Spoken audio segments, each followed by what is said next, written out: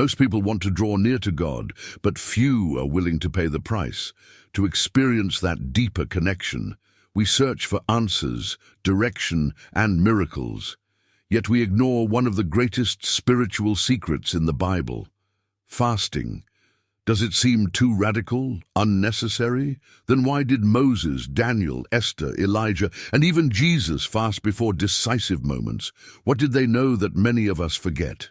Fasting is not just a physical sacrifice. It is a gateway to transformative experiences. It strengthens the spirit, opens pathways in the spiritual realm, and prepares you for challenges you might not even know are coming.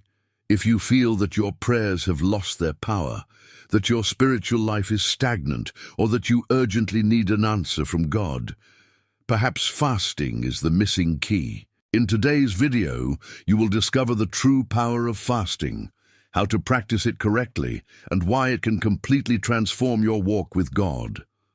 But before we continue, please like this video and subscribe to the channel, because what you learn here could change your spiritual life forever. Fasting is one of the most powerful spiritual practices and, at the same time, one of the most neglected. Many think it's simply about abstaining from food, but the truth goes far beyond that. Through fasting, you train your spirit to rule over your flesh. You are saying no to your desires and yes to something greater. But why? Because fasting has always been linked to moments of deep seeking, decision, and transformation. When Moses ascended Mount Sinai to receive the 10 Commandments, he fasted. Jesus, before beginning his ministry, fasted for 40 days in the desert. Daniel fasted before receiving prophetic visions. King Jehoshaphat called for a fast when Israel was under threat of war. It was no coincidence. Fasting is an act of dependence on God. When you fast, you are saying, "Lord, I know I cannot resolve this on my own. I need you." Now consider this. Have you ever felt that your spiritual life is stuck, that your prayers seem to go unanswered? Perhaps it's because your spirit is suffocated by the distractions of everyday life. Fasting is not just a ritual. It is a key to clarity, spiritual sensitivity, and closeness with God. And the most amazing part, it can be practiced in various ways. Throughout history, fasting has taken on different forms, each with its own specific purpose. Some people believe that fasting simply means not eating. But the truth is, there are many ways to practice it. What matters is not the method, but the intention behind it. An effective fast is defined not by how much food you refrain from, but by how much your soul leans toward God during that time. In the Bible, we find 3 main types of fasting: total fasting, like Moses's 40-day fast on Mount Sinai, an extreme measure with a clear purpose, to receive the law directly from God. Then there is partial fasting, like Daniel's, who avoided certain foods, subsisting on a simple diet of vegetables and water while seeking spiritual direction.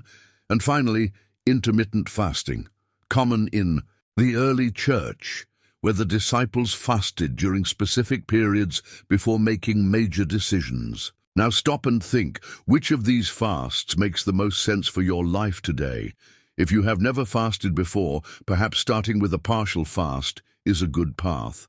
What matters is not the duration or the sacrifice itself, but the willingness of your heart. Fasting is not about starving yourself, it's about nourishing your spirit. And when we look at history, we see that those who fasted experienced major turnarounds in their lives. If there is one thing the Bible makes clear, it is that fasting has the power to change destinies. It was not a random habit practiced by a few, but a spiritual principle that preceded moments of great impact.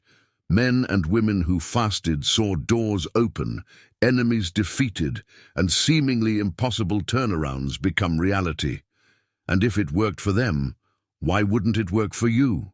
Take Daniel, for example. He was captive in Babylon, surrounded by a culture that tried to erase his spiritual identity. What did he do? He refused to defile himself with the king's food and chose a partial fast. The result? God granted him wisdom and understanding far beyond that of all the wise men of his time. Esther is also a great example. Faced with the threat of genocide against her people, she called for a 3-day fast before interceding with the king. And what happened? The death decree was revoked, and Israel was saved. Now look at your own life. Is there an impossible situation, an important decision ahead? Perhaps this is the moment to follow the example of these people and set aside time to fast, for clarity and direction. When God's people fast, heaven responds. But fasting alone is not enough. It's essential to understand what truly happens in the spiritual realm when we fast. Now that you understand the true power of fasting, the question remains, what will you do with it? You can simply continue with your routine as if nothing has changed, or you can take the first step to transform your spiritual life. Great changes require bold decisions. Perhaps this is the exact moment for you to try this practice and see God work in a way you've never seen before. So here's the challenge. Set aside one day this week to fast.